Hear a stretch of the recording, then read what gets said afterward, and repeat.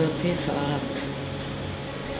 U tim momentima, znači, ne razmišljaš o tome da li će se tebi desiti nešto, da li će, jednostavno samo razmišljaš da li će se nekom tvom bližnjem desiti nešto, tvojoj porodici.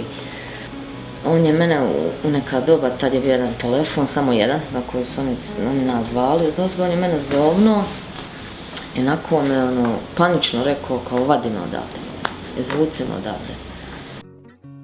Dakle, Almira i njen muž se nalaze u ozbiljnim poremećenim bračnim odnosima iz razloga što je njen muž identificirani bolesnik PTSP-a kao bivši vojnik bosanske armije, doživio određena traumatska iskustva koja su se kasnije pretvorila.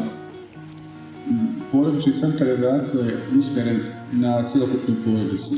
Ne izdvajamo posebno djecu, posebno roditelje. Pristup mi je izgledao čovjek koji razumije, znači koji shvata sve što mu mrzi, jer mi je mrza izgledao na prvi taj neki njegov ko se govori i što najbitnije koji sluša.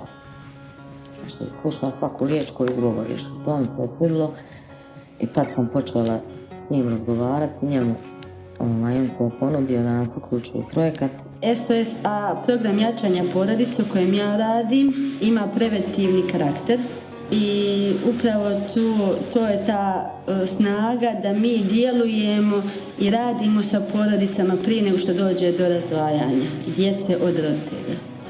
Pa u svakom slučaju kroz rad s roditeljima djelujemo i na osnaživanje i život djece kojoj želimo da pomognemo.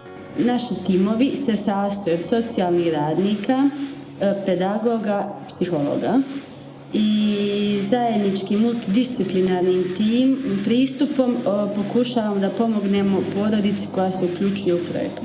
Evidentirane promjene u životu Almire i njene porodice, odnosno njenog muža i djece, su više nego očigledne.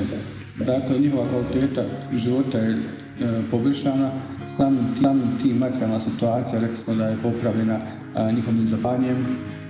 Njen muž uz određenu medikamentoznu terapiju i kroz ovaj terapijski rad koji je prošao je popravio svoje ponašanje, odnosno uskladio svoj